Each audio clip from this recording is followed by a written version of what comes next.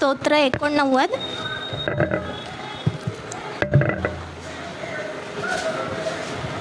पूर्वी तू आपल्या भक्तांशी दृष्टांताने बोललास. तू म्हणालास, मी एका वीराकडे सहाय्य करण्याचे सोपविले आहे. लोकांतून निवडलेल्या एकास मी श्रेष्ठ पदास चढविले आहे. माझा सेवक दावीद मला मिळाला आहे. मी आपल्या पवित्र तेलाने त्याला अभिषेक केला आहे. त्याच्याबरोबर माझा हात सदा राहील. माझा भुजही त्याला बलवान करील. शत्रू त्याला छळणार नाही, दुष्टजन त्याला पेडणार नाही. मी त्याच्या देखत त्याच्या शत्रूस मारून चित करीन. त्याच्या द्वेष्ट्यांस मारून टाकीन. माझी सत्यता व माझी दया त्याचपाशी राहील. माझ्या नामाने त्याचे शिंग उंच होईल. मी त्याचा हात समुद्रावर आणि त्याचा उजवा हात नद्यांवर ठेवीन. तो माझा धावा करून म्हणेल, तू माझा पिता, माझा देव, माझ्या तारणाचा दुर्ग आहेस. मी तर त्याला ज्येष्ठ करीन. पृथ्वीवरील राजांत त्याला सर्वश्रेष्ठ करीन. मी आपली दया त्याच्यावर सर्व काळ कायम राखीन. त्याच्याशी केलेला माझा करार अढळ राहील. आमेन. आमेन. जुन्या करारातून शास्त्र भागाचं वाचन होणार आहे. जुन्या करारातून जखर्याचा ग्रंथ याचा 2रा अध्याय आणि 10 ते 13 वचनं. जखर्या 2, 10 ते 13.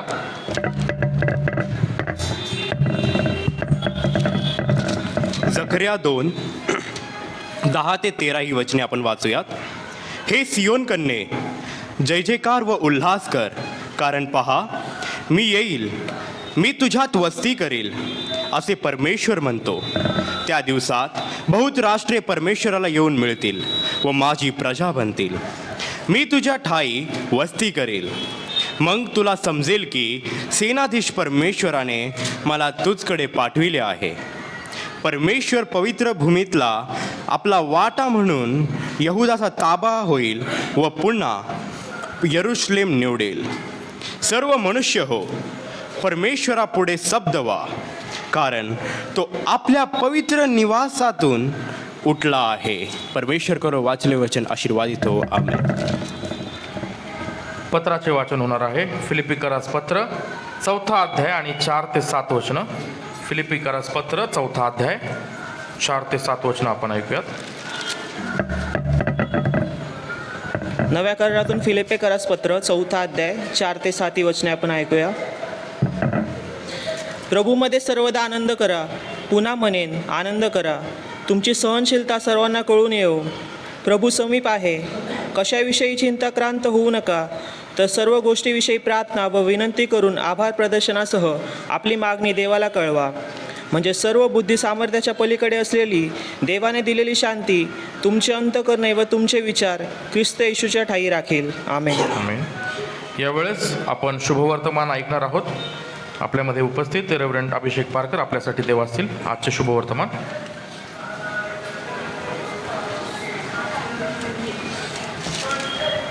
शुभवर्तमान.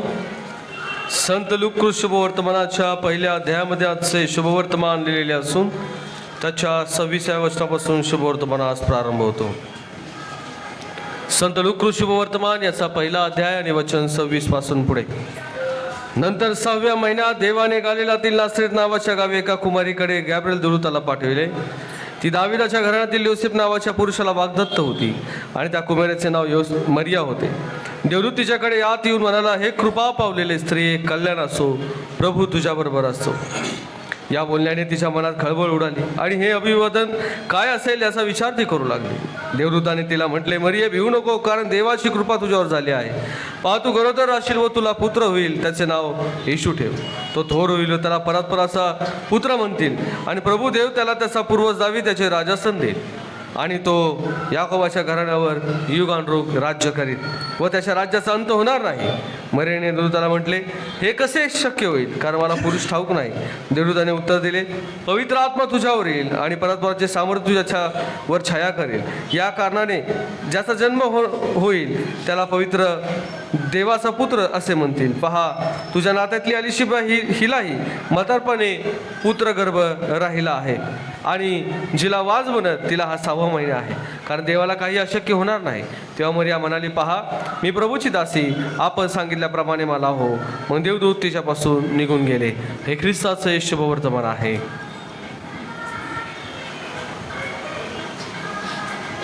यावेळेस मध्यस्थीची प्रार्थना होणार आहे. आपण बसूयात.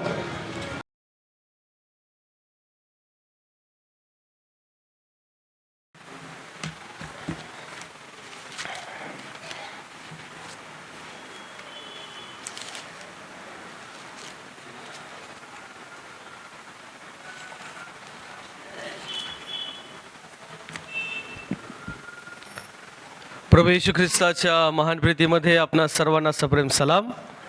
मी जिवंत परमेश्वराचे आभार मानतो की पुन्हा एक वार ख्रिस्त विश्व मंडळी येरोडा या प्रिय मंडळीच्या मंडळीमध्ये सेवा करण्याची संधी परमेश्वराच्या दयेस्तव आणि कृपेद्वारे मला प्राप्त झाली. त्याचप्रमाणे आपल्या मंडळीचे प्रमुख आचार्य प्रमोद कालसेकर पाग साहेब, त्याचप्रमाणे सेक्रेटरी सर, खजिनदार सर, सर्व चर्च कमिटी आणि आपल्या सर्वांचे मनापासून मी आभार मानतो.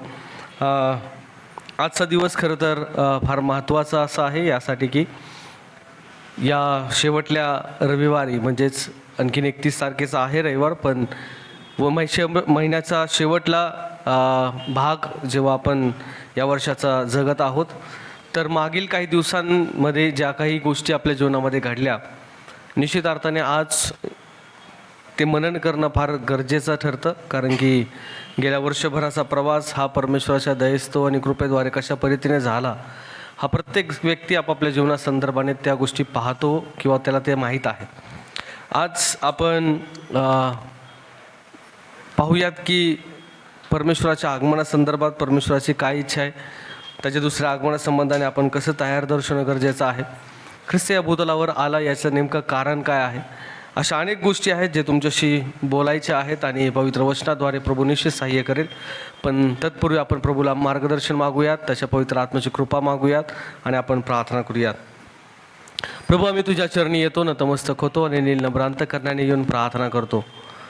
तुझं वचन आमच्या पावलाकरिता दिवा आणि आमच्या मार्गावर प्रकाश असं होऊ दे. ऐकणार कान आम्हास दे, समजणार अंतकरण दे, बोलण्यास सामर्थ्य दे. मी नाही प्रभू, माझ्या मुखात तुझे शब्द आहेत, तू बोल अशी विनंती करतो. तारणारा प्रभू येशू याच्याद्वारे मागतो, आमेन. आगमन समयामधील 4था रविवार आहे आणि प्रामुख्याने आमचा अँग्लिकन चर्च असल्यामुळं आगमन समय पाळला जातो. आणि आगमन समय म्हणजे प्रभू येशू ख्रिस्ताच्या जन्मदिवसापूर्वीचे 4 रविवार असतात आणि ते 4 रविवार असताना त्याचे वेगवेगळे कारणं आहेत. पण आजच्या परिस्थितीला अनुषंगाने विचार केला तर आगमन कशा संदर्भामध्ये विचार केला पाहिजे की आगमन म्हणजे काय. कारण त्यावेळेस आगमन म्हणजे प्रभू येशू ख्रिस्ताच्या येण्यासंदर्भामध्ये होतं आणि आजही आगमन म्हणून जर आपण उल्लेखलं तर आगमन हे प्रभूच्या दुसऱ्या येण्यासंदर्भामध्ये आपण त्याचा विचार करतो.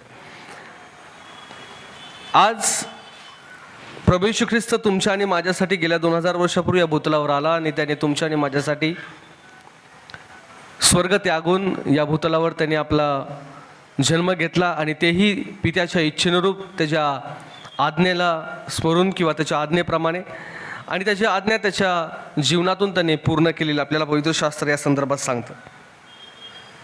आनंद देण्याकरिता, शांती देण्याकरिता, तुम्हाला आणि मला तारण देण्याकरिता असे वेगवेगळे कारण आपल्याला पाहायला मिळतात जे शास्त्राला अनुषंगाने आहेत, शास्त्राला आधारित असे आहेत की आपल्याला समजून येतं की प्रभू येशू ख्रिस्ताचं आगमन या पद्धतीने झालेलं आहे.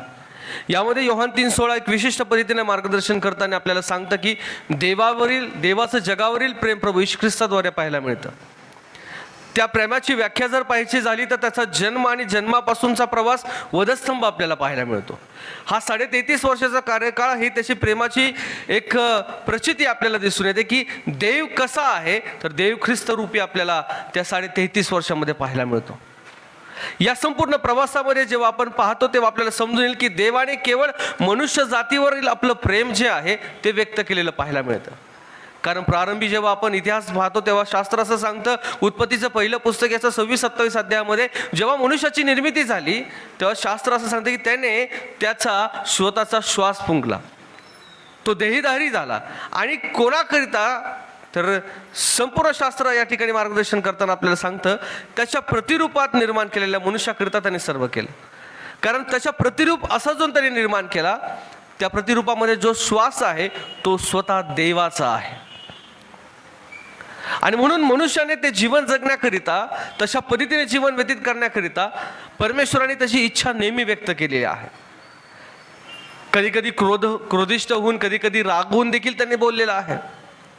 कधी प्रेमाने आहे, तर कधी वेगवेगळ्या पद्धतीने आहे. तर आता तर आपण पाहतो की त्याचा स्वतःचा पुत्र प्रभू येशू ख्रिस्त भूतलावर देऊन देखील त्याने आपलं प्रेम मनुष्यावरील व्यक्त केलेलं पाहायला मिळतं. या प्रेमामागील एक गोष्ट पाहायला मिळते, केवळ देवाची इच्छा आहे की मनुष्याला त्याच्याकडून जे अपेक्षित आहे ते त्याला मिळावं, आणि त्याला मनुष्याकडून जे अपेक्षित आहे ते मिळावं. म्हणून असं म्हटलेलं आहे, मिका संदेशाच्या ग्रंथामध्येही सांगितलेलं आहे, जकर्याच्या पुस्तकामध्ये सांगितलेलं आहे, वेगवेगळ्या पुस्तकांमध्ये सांगितलं की परमेश्वराला काय हवं असतं? काहीच नाही. तो म्हणतो की मला भग्न आणि अनुतप्त हृदय फक्त हवं आहे. बाकी काय? तुझ्या एरडक्या हवेत काय? तुझ्या काय देशार्पणे हवेत काय? किंवा दशशस्त्रानं तेलाच्या नद्या वाहवायच्या आहेत काय? नाही, मुळीच नाही म्हणतो. मला ह्या गोष्टी वीट आलाय म्हणतो, या गोष्टीचा मला नको आहे त्या गोष्टी. मला हवा आहे फक्त तुमचं हृदय हवं आहे. या सर्व गोष्टीकरिता प्रभू येशू ख्रिस्ताचं जीवन फार महत्त्वाचं ठरतं. याकरिता काय, तो ज्याकरिता कारणाकरिता आला ते कारण फार महत्त्वाचं आहे, तुम्हाला आणि मला तारण देण्यासाठी. या जगामध्ये असुरक्षित वातावरण आपल्याला पाहायला मिळतं. सर्व बाबतीमध्ये विचार केला तर सामाजिक दृष्टिकोनातून विचार करा, किंवा आध्यात्मिक दृष्टिकोनातून विचार करा, दोन्ही दृष्टिकोनातून तुम्ही जरी विचार केला तरी तुम्ही देवाचे लोक म्हणून असुरक्षित असे आहात. कोणत्याही प्रकारची सुरक्षितता तुम्हाला नाही. एकच सुरक्षित आहे, स्तोत्र 121 म्हणतो, तो रक्षक तुमची रक्षण करण्याकरिता कधीही डुलकीही घेत नाही. तो रक्षक फार महत्त्वाचा आहे, आणि त्याची एवढीच इच्छा आहे की त्याने, तुम्ही आणि मी त्याच्या इच्छेने आपलं जीवन व्यतीत करावं. जेव्हा प्रभू येशू ख्रिस्ताचा जन्म होण्यापूर्वी जी काही वार्ता पहिल्यांदा मरियेला कळाली, तेव्हा पवित्र आत्म्याच्या द्वारे देवाने गॅब्रिएल त्याचा प्रमुख देवदूताला सांगितलं, जाऊन सांग तिला निवडलेला आहे. तो जातो आणि तिला सांगतो, आणि सांगत असताना शास्त्र असं आपल्याला दिसतं सांगतं की 6व्या महिन्यात देवाने गालिलातील नासरत नावाच्या गावी एका कुमारीकडे गॅब्रिएल देवदूताला पाठवलं होतं. ती दाविदाच्या घराण्यातील योसेफ नावाच्या पुरुषाला वाग्दत्त अशी स्त्री होती. देवदूत तिच्याकडे आला आणि तिला म्हणाला, हे कृपा पावलेले स्त्रिये, तुझं काय असो कल्याण असो. देवाची कृपा ज्याच्यावर होते तो मनुष्य त्याच्या जीवनामध्ये अतिशय आशीर्वादित असतो. अनेक वेळा प्रश्न पडला होता की कुमारी मरिया, म्हणजे मरिया हिलाच का निवडलं असावं? अशा अनेक असतील. पण कधी कधी असतं ना, याजक पण जेव्हा आपण निवडतो, आता हे निवडीचा भाग नाही, आम्ही काय स्वतःहून याजक पण पत्करलेलं नाही, किंवा याजक पण पत्करण्याकरिता स्वतःहून आम्ही पुढाकार घेतला नाही, तर ज्याच्यावर देवाची कृपा आहे आणि ज्याला वेगळं केलेलं असतं त्या कामाकरिता, त्या कार्याकरिता देव त्याचीच निवड करत असतो. म्हणून वेळोवेळी विचार पडला की मरियालाच का, तर काहीतरी कारण देवाने तिच्या ठाईत निर्माण केलेलं आहे, तिच्या जीवनाद्वारे काहीतरी त्याने सिद्ध केलेलं आहे, किंवा ती जीवनातून काहीतरी पारख त्यांनी केलेले आहे. तिच्याविषयी अनेक मतप्रणाली बाहेर पडतात खऱ्या तिच्या जीवनासंदर्भामध्ये, पण एक गोष्ट निदर्शनास येते की ती कृपा पावलेली स्त्री होती. तिच्यावर देवाने कृपा केलेली होती, कारण तिच्या ठाई देवाचा पुत्र पवित्र आत्म्याद्वारे येणार होता. ती साधी भोळी, ती म्हटली, मला पुरुष ठाऊक नाही, कारण हे अशक्य आहे त्याशिवाय. तो म्हटला, त्याची तू काळजी करू नको. का? कारण तू भिवू नको. दुर्योधनाने तिला सांगितले, पहा, तू गरोदर राहून तुला पुत्र होईल आणि त्याचं नाव तू येशू ठेवायचं आहे. तेव्हा ती म्हणाली, तो थोर होईल, तो म्हणाला, परस्पराचा पुत्र त्याला म्हणतील. मरीने देवदूताला म्हटले की कारण हे शक्य होणे अशक्य आहे, कारण मला पुरुष ठाऊक नाही. देवदूताने उत्तर दिलं, पवित्र आत्मा तुझ्यावर येऊन परस्पराचे सामर्थ्य तुला छाया करेल, या कारणाने त्याचा जन्म होईल, त्याला पवित्र देवाचा पुत्र असे म्हणतील. आणि पहा, तुझ्या नातलगातली जी अलिशिबा, हिलाही म्हातारपणी जो गर्भ झाला, ही सर्वात जिवंत उदाहरण आहे. ती वांज असताही तिला 6वा महिना चालू आहे, कारण देवाला कोणतीही गोष्ट अशक्य नाही. आज देवाने तुम्हाला आणि मला पुत्राद्वारे, म्हणजे प्रभू येशू ख्रिस्ताद्वारे जो आनंद आणि जी शांती या द्वारे तुम्हाला आणि मला मिळालेला आहे, त्या शोधामध्ये आज जगिक जीवनाकडे जर पाहिलं तर अनेक लोक जगामधील आनंद आणि जगामधील शांती पाहण्याकरिता स्वतःला त्या ठिकाणी समर्पित करताना पाहायला मिळतात. आज कॉर्पोरेट सेक्टरमध्ये जा, कुठल्याही ठिकाणी तुम्ही जर गेला तर त्या ठिकाणी आनंद किंवा शांती मिळण्याकरिता मनुष्य वेळ घालवताना पाहायला मिळतो, किंवा पैसे खर्च करताना पाहायला मिळतो, किंवा अनेक प्रकारच्या काही गोष्टी करताना पाहायला मिळतो, तरी त्याला तिथं आनंद किंवा शांती प्राप्त होत नाही. ख्रिस्ती समाजामध्येही आपल्याला पाहायला मिळतं किंवा देवाच्या लोकांमध्येही पाहायला मिळतं की जगामध्ये शांती आणि जगामध्ये आनंद पाहण्याचा ते प्रयत्न करतात. शास्त्र तर एका ठिकाणी सांगतं तुम्ही तर जगाचे नाही, तुम्हाला जगापासून वेगळं केलेलं आहे, हे ख्रिस्ताकरिता तुम्हाला समर्पित तुम्ही आहात. जर ह्या गोष्टी असताना आपण अजूनही जर जगामध्ये शांती आणि अजूनही जगामध्ये जर तुम्ही आनंद पाहण्याचा प्रयत्न करत असाल तर तो मिळणार नाही. आनंद काय होता माहिती आहे का? लूका शुभवर्तमान याचा 2 अध्याय आणि 16 वचनामध्ये तो आनंद पाहायला मिळतो. काय आनंद आहे? प्रभू येशू ख्रिस्त येणार या भूतलावरील ही वार्ता पहिल्यांदा कोणाला कळली? मेंढपाळांना कळली. काय म्हटलं त्या ठिकाणी? वाचा बरं 15-16 वचनमध्ये. लूक 2:15-16 काय म्हटलं त्या ठिकाणी?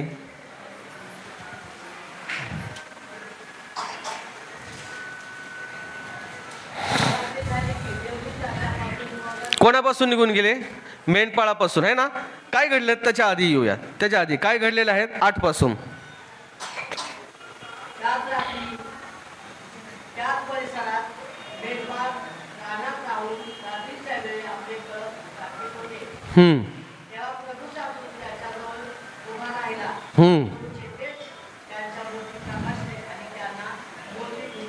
पुढं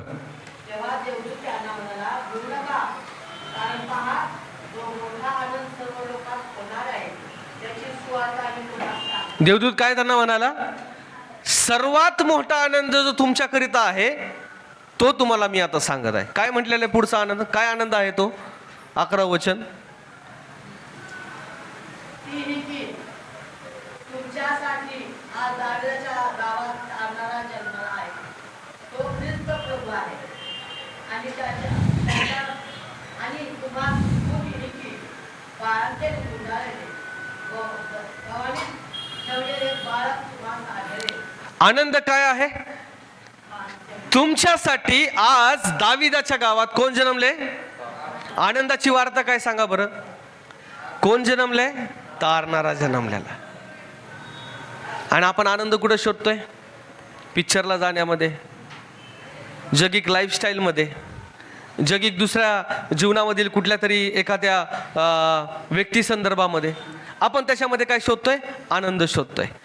आणि त्याच्याबरोबर राहिल्याने आपल्याला वाटतं मला शांती भेटते. शास्त्र साक्ष देताना सांगतं जगामध्ये सर्वात जो मोठा आनंद आहे त्याची वार्ता पहिल्यांदा कोणाला कळाली? मेंढपाळांना. तो आनंद ही काय? तो आनंद हा आहे की तुमच्यासाठी आज दाविदाच्या गावात तारणारा जन्मला आहे. तो ख्रिस्त प्रभू आहे. आणि तुम्हास खून की बाळांत त्याने गुंडाळलेलं गमळीत निजवलेलं बालक तुम्हास ते आढळेल. मग त्या ठिकाणून काय म्हटलेलं आहे पुढं? इतक्यात सर्व सैन्याचा समुदाय त्यांच्या बरोबर राहिला आणि म्हटलं ऊर्ध्वलोकी देवाला गौरव. ती आनंदाची वार्ता जेव्हा त्या मेंढपाळांना कळाली तेव्हा शास्त्र काय सांगतं? तो आनंद त्यांनी सीमित ठेवला नाही. कारण तारणारा प्राप्त झालेला आहे, तारण करता आमच्याकरिता या जगामध्ये आलेला आहे. हा आनंद जगामधल्या कोणत्याही आनंदापेक्षा कितीतरी मोठा पटीचा होता. म्हणून 15 आणि 16 वचन फार महत्वाचं आहे. काय म्हटलं ठिकाणी? जेव्हा देवदूत त्यांच्यापासून निघून गेले तेव्हा ती आनंदाची बातमी ते एकमेकास चर्चा करू लागले. काय चर्चा केली एकमेकास? ते म्हणू लागले काय आनंद आहे, तो कोण तारणार आहे, आपण पाहूयात. ज्याच्यापासून शांती मिळणार आहे, ज्याच्यापासून तारण मिळणार आहे, ज्याच्यामध्ये आनंद आहे, त्याला शोधण्याकरिता, त्याला पाहण्याकरिता त्यांनी एकमेकांची चर्चा करून धाव घेतली. रात्रीच्या वेळी कळप राखत होते. कळप का राखत होते आपल्या सर्वांना माहिती आहे, कॉमन आहे. ज्या ठिकाणी राहत होते त्या ठिकाणी निश्चितार्थाने जे काही प्राणी असतात, हिंस्र प्राणी असतात, त्यापासून संरक्षण व्हावं म्हणून मेंढपाळ आपल्या मेंढरांकरता काळजी घेण्याकरता बारीने रात्र ते जागत असतात. आणि लख प्रकाश पडल्यासारखा तो प्रकाश त्या ठिकाणी पडला असं म्हटलं होतं. आणि त्यांना त्याविषयीचं भय बाळगले त्यांनी, किंवा भीती वाटली त्यांना. कारण की रात्र मध्य झालेली आहे आणि यामध्येच प्रकाश एवढा दख्ख, हा प्रश्न फार मोठा होता. पण तो आनंदाची बातमी होती, कारण तारणारा जन्मला होता, जगाचा प्रकाश त्या ठिकाणी आलेला होता. त्यामुळे अंधारामध्ये प्रकाशाची वार्ता आपल्याला पाहायला मिळते. आणि ती आनंदाची बातमी ते एकमेकास चर्चा करू लागले. आणि त्यांनी लगेच काय पाऊल उचललंय? शास्त्र सांगतं बेतलेमापर्यंत जाऊ ते म्हटलेत, व झालेली जी गोष्ट ती आपल्याला जी कळवली आहे ती आपण पाहू. असे त्यांनी एकमेकांमध्ये काय केली? चर्चा केली. जेव्हा ही आनंदाची बातमी त्याकडे, चर्चाच नुसती नाही केली. कधी कधी काय होतं, त्या तारणाऱ्याची माहिती आपल्याला आहे, ज्याने आपल्याला तारण दिले त्याची माहिती आपल्याला आहे, जो या जगामध्ये आला त्याची माहिती आपल्याला माहिती आहे, ज्याने वधस्तंभ स्वीकारला त्याची माहिती आपल्याला आहे, जो पुन्हा एक वार न्याय करायला येणार त्याची माहिती आपल्याला आहे. पण आपण एकमेकात चर्चा करत नाही की आपण आता याविषयी काय करायचंय. कारण मत्तई 28 अध्याय 19-20 सांगते, जाऊन सृष्टीत नावात माझ्या भावाची घोषणा करा. या जगामध्ये तो का आला, या जगामध्ये त्याने काय केलं, आणि आता तो कुठे आणि तो कशा पद्धतीने पुन्हा एक वर येणार आहे. शिष्य करा, शिकवा. पण आपण काय करतोय? नुसती चर्चा करतोय. यांनी चर्चा केली, आनंदाच्या बातमीची चर्चा केली, पण त्या चर्चेनंतर काय केलं हे महत्वाचं आहे. 16 वचन सांगतं, तेव्हा ते घाईघाईने गेलं. आणि मग जी गोष्ट आनंदाची वार्ता ती पाहण्याकरिता त्यांनी ती आतुरता व्यक्त केलेली, आणि त्यांना ते सापडली आनंदाची बातमी. आज तो आनंद आणि ती शांती आपण कुठे शोधत आहोत? जगामध्ये. आणि ती शांती आणि आनंद कुठे? आपल्यामध्ये, ख्रिस्ताद्वारे आहे. आणि आपण जगिक शांतीकडे आपली वाटचाल करत आहोत. आज कितीतरी सणाच्या तयारीमध्ये आहेत, आहे ना? सणाच्या तयारीमध्ये असतात. कपडे लत्ता, घराची सजावट, चर्चची सजावट, घरामध्ये फराळाचे काम आहेत, आणि काही छोटे मोठे कामं. ही तयारी झाली सणाची. पण या सणाच्या तयारीमध्ये आपण काहीतरी मागं सुटून चाललेलं आहे.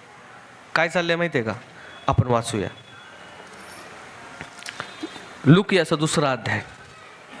लूकियाचा 2 अध्याय, त्या ठिकाणी काय घडलेलं आहे आपण पाहूया. आज सणामध्ये आपल्याकडून ते न घडो म्हणून मी हा शास्त्रपाठ वाचून या ठिकाणी थांबणार आहे. आज सणामध्ये काय घडतं, त्यावेळीसही घडलं आणि आजही तेच घडतंय. काय घडतंय आपण पाहूया. नंतर प्रभूच्या नियमशास्त्राप्रमाणे सर्व काही पूर्ण केल्यावर ते गालिलात आपले गाव नासरेत येथे परत गेले. कोण? येशू, त्याची आई मरिया, योसेफ, नातलग, भाऊबंड सगळे. तो बालक कोण? ख्रिस्त वाढत बलवान होत गेला व ज्ञानाने पूर्ण होत गेला, आणि त्याच्यावर देवाची कृपा होती. त्याचे आई बाप दरवर्षी वलांडण सण साजरा करायला कुठं जायचे? यरुशलेम झाला. तो आता 12 वर्षाचा झालाय, आणि ते 12 वर्षाचा झाला, आणि ते आता सणाकरिता रिवाजाप्रमाणे कुठे गेलेले आहेत? यरुशलेमामध्ये गेले. मग सणाचे दिवस संपले. सणापर्यंत कुठं होते? तिथंच.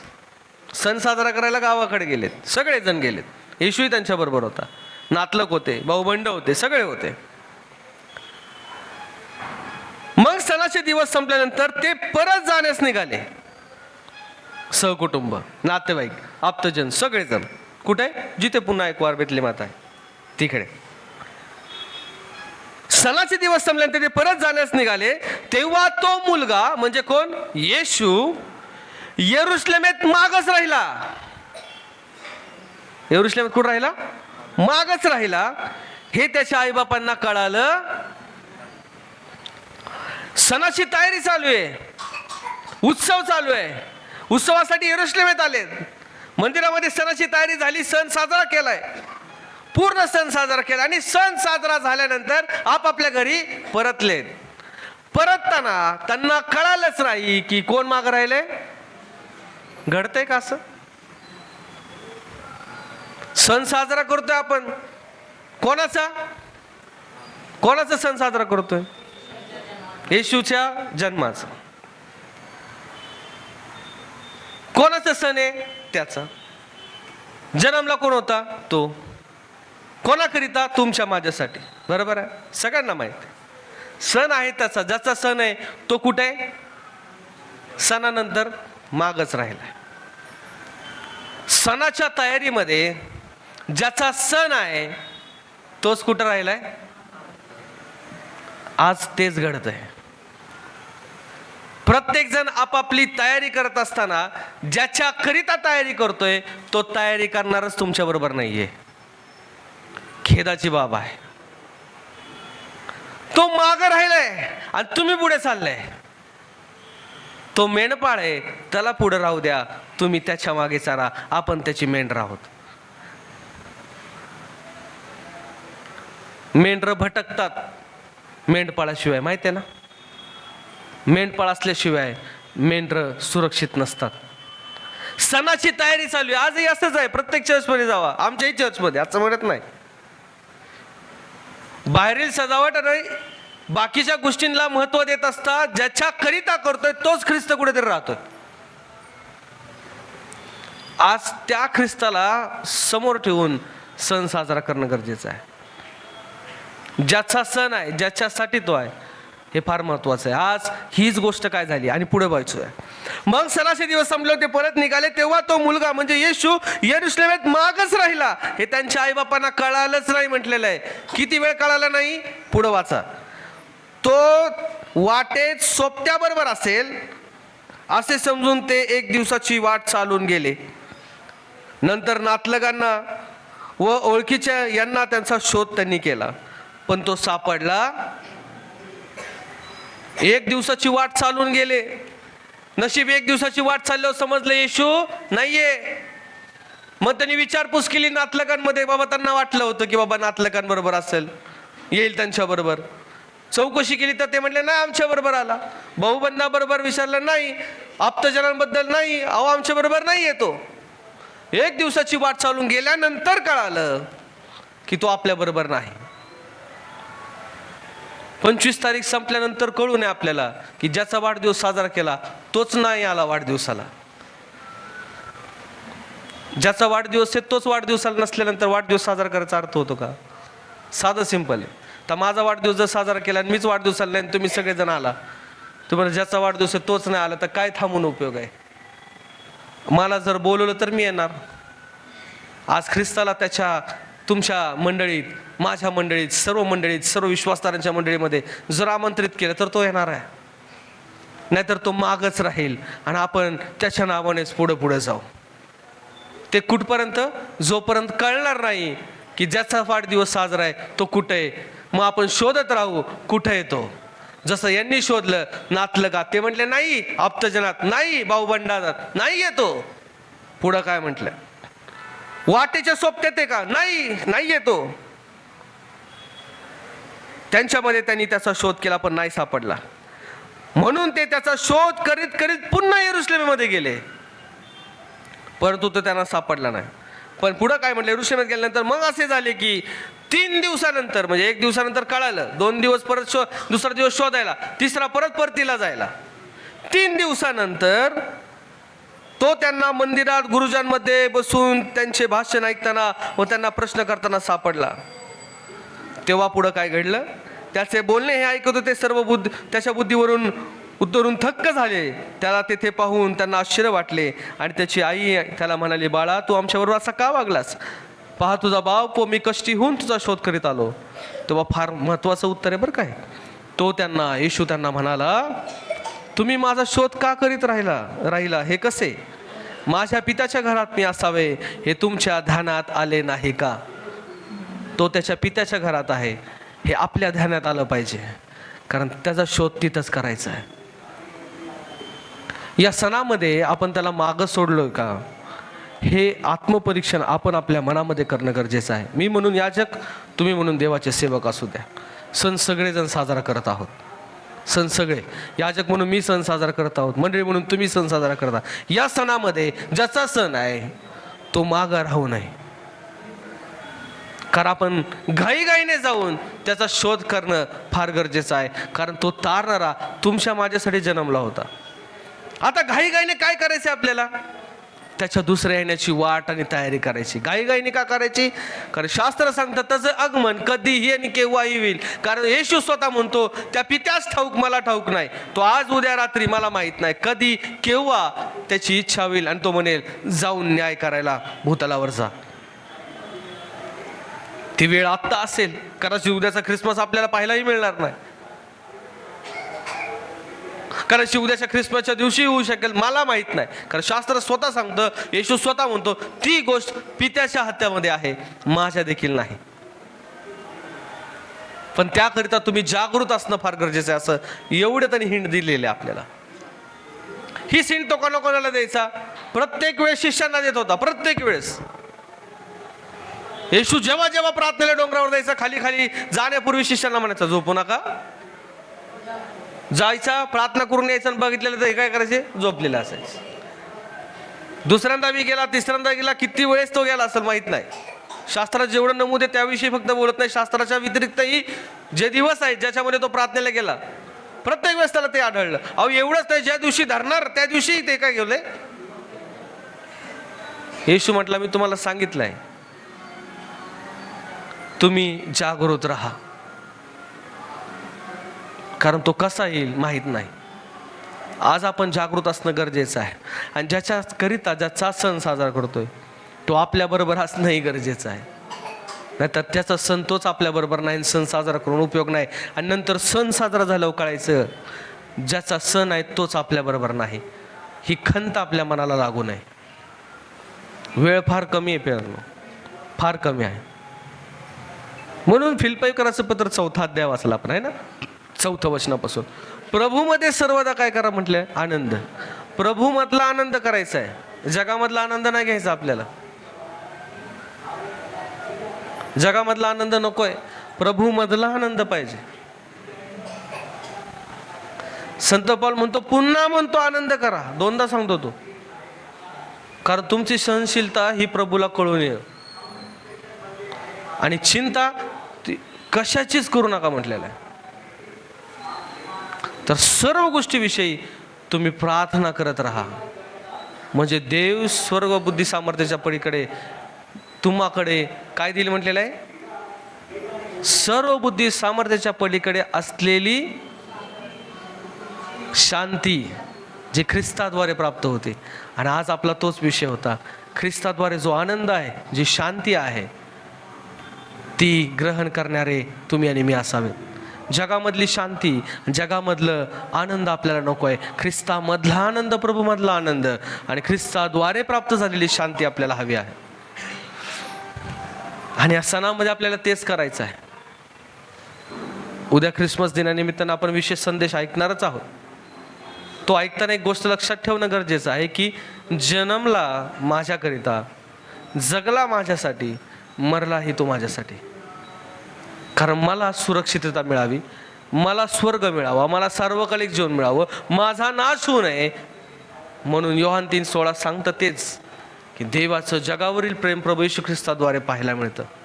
किती प्रेम आहे! नवरा बायको एकमेकांवर प्रेम करतात, किती? एक मर्यादा आहे. आई बाप मुलावर प्रेम करतात, एक मर्यादा आहे. मुलगा आपल्या आईबापांवर, मुलगी आपल्या आईबापांवर, किंवा जे रिलेशन असतं एकमेकांचं प्रेमाखातीर, प्रीतीबद्दलचं, प्रत्येकाला लिमिटेशन्स आहे. ज्याने निर्माण केले त्यांनी कुठलीही लिमिटेड ठेवलेलं नाही. ती कशी दिसते? ख्रिस्ताचं भूतलावरील जन्म, ते ख्रिस्ताचं भूतलावरील तुमच्या आणि माझ्यासाठी वधस्तंभ. जन्म ते मृत्यूपर्यंतचा पूर्ण प्रवास त्याने तुमच्या आणि माझ्यासाठी देऊ केला होता. कारण तुम्हाला आणि मला सार्वकालिक जीवन मिळावं, तारण मिळावं, म्हणून या सर्व गोष्टी घडल्या. आणि जग कुठे शोधतंय आनंद? जगातच. जो ख्रिस्ताद्वारे आनंद आहे तो तर मिळवतच नाही. जी शांती ख्रिस्ताद्वारे आहे ती प्राप्त करून घेतच नाही. कारण शास्त्र सांगतं प्रभूमधला आनंदच घ्या, तेव्हा तो तुम्हाला सर्वबुद्धी सामर्थ्याच्या पलीकडे असलेली शांती देईल, ज्याच्याकरिता तुम्ही जगत आहात. आज मनुष्य का जगतो? आनंदी, सुखी, समाधानाने शांती प्राप्त होण्याकरिता. पण हे समजून घेणं गरजेचं आहे, आनंद, सुख, शांती ही ख्रिस्ताद्वारेच प्राप्त होते, ख्रिस्तामध्येच प्राप्त होते. आणि जो ख्रिस्तामध्ये राहतो त्याला सांगायची गरज पडत नाही. तो आनंदी का? त्याच्या चेहऱ्यावरून आणि त्याच्या प्रत्येक गोष्टीतून निदर्शनास येते की हा आनंदी आहे, हा सुखी आहे, हा समाधानी आहे आणि ह्याला देवापासून शांती प्राप्त झालेली आहे. आज पुन्हा एक वार परमेश्वराने या पवित्र वचनाद्वारे आपल्याला आव्हान केलेलं आहे की या सणामध्ये आपण त्याला मागं ठेवू नये, बरोबर घेऊन पुढे ठेवून मेंढपाळ म्हणून समोर असणं गरजेचं आहे. वेळ फार कमी आहे प्रियांनो, जागृत राहणं गरजेचं आहे. शास्त्र सांगतं जागृत राहा. वेळ, काळ, समय केव्हा कधी कसा येईल माहीत नाही, म्हणून तयारी करा. म्हणून नेहमी त्या 5 कुमारीचा दृष्टांत आपल्या निदर्शनास आणूच ठेवा. त्या 5 शहाण्या आणि 5 मूर्ख याकरिता ठरल्या गेल्या. त्यांनी ज्या कृती केल्या त्यावरून, म्हणजेच तयारी. एकाने तयारी केली, ते म्हणाले बाबा आज नाही आलं, उद्या आला ना, परवा आलं तरी चालेल, म्हणून त्यांनी जास्त तयारी केली. एकेला वाटलं बाबा आजच येणार, म्हणून त्यांनी तेवढीच तयारी केली.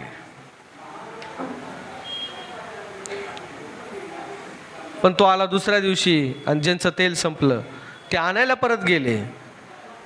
परत आले, बघतात तर दार बंद झालं. असं होऊ नये तुमच्या आणि माझ्याकरिता, म्हणून संधी परमेश्वराने दिलेला आहे. दया कृपा परमेश्वराने तुमच्यावर केलेली आहे. नाहीतर तो अंजिराचा दाखला विसरू नका प्रियांनो. त्या ठिकाणी येऊन काय म्हणतो तो, फळ देत नाही हे तोडून टाक. धावत पळत माळ येऊन म्हणतो मला केवढ्या वर्ष राहू द्या, मी चांगलं खत पाणी घालतो, याला वाढेल, फळ येईल, नाही आलं तर मीच सांगतो काय करा. ख्रिस्त आजही तुमच्या आणि माझ्यासाठी देवपित्याकडे हीच मध्यस्थी करताय, बाप्पा एवढं वर्ष राहू दे, एवढं वर्ष राहू दे, दया कर पुन्हा एक वार, एवढं वर्ष राहू दे.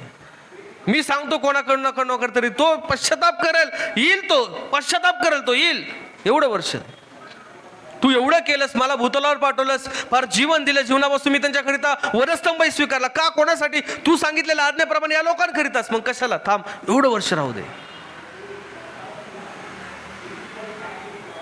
असं वाटत नाही का आपल्याला की आपल्या कानावरती शब्द पडावेत, शब्बास, भल्या व विश्वास उदासा. तू थोडक्या गोष्टी विश्वास राहून मी तुझी पुष्कळ नेमणूक करेन. पाहिजे तो शब्द आपल्या कानी पाहिजे,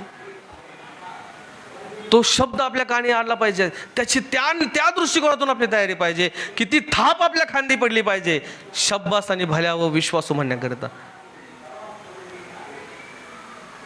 त्या पद्धतीचं जीवन मनुष्याचं असणं गरजेचं. वेळ प्रभूने हीच दिलेली आहे, संधी हीच आहे. काय झाले, टाइम पिरियड जास्त झाल्यामुळं आपण निवांत झालोय. 2000 वर्ष झाले ना, मग आपण फ्युचर प्लॅन करून परून बसलेलो आहे. पुढच्या वर्षी काय करायचं हे आत्ताच घरच्यांनी ठरवलं असेल. बघा तुम्ही आपापल्या घरी, तुम्हाला माहीत असेल पुढच्या वर्षी हे करू, पुढच्या वर्षी ते करू, पुढच्या वर्षी ते करू. म्हणजे त्यांना माहित आहे की अजून काही येणार नाहीये, म्हणून आपण निवांत झालोय. म्हणजे एकदम आपण स्वतःला ते सोडून दिले त्या गोष्टीसाठी. हा येईल तेव्हा येईल, बघूया. तसं नव्हे, तसं नको, गाफिलपणा नको आहे. तयारी मजबूत पाहिजे. आज जरी आला तो तरी त्याला सामोरं जाण्याची ताकद आपली पाहिजे, विश्वासाने सामोरं जाण्याची पाहिजे आणि खंबीरपणे आपण म्हटलं पाहिजे की होय, मी तुझ्याबरोबर निश्चित अर्थाने असणार आहे. योहान कृषी वर्तमानामध्ये असं म्हटलेलं आहे, 3 अध्याय 15 वचनामध्ये सुद्धा, जो कोणी विश्वास ठेवतो त्याचा न्यायनिवाडा होऊन चुकलाय. म्हणजे एवढं विश्वासूपणाला अर्थ दिलेला आहे, म्हणजे एवढं त्याला ती मान्यता दिलेली आहे. आज तो विश्वास तुमच्या आणि माझ्यामध्ये प्रत्येकामध्ये प्रगट व्हावा ही देवपितेची इच्छा आहे. म्हणून विलंब लागत असावा, कारण त्यालाच ठाऊक आहे. अंदाज फक्त आपण लावत आहोत. असू द्या, पण निश्चित लक्षात ठेवा, सणामध्ये त्याला मागं ठेवू नका. ज्याचा सण आहे तो असणं गरजेचं आहे. कोणाबरोबर? जो सण साजरा करणारा व्यक्ती आहे त्याच्याबरोबर.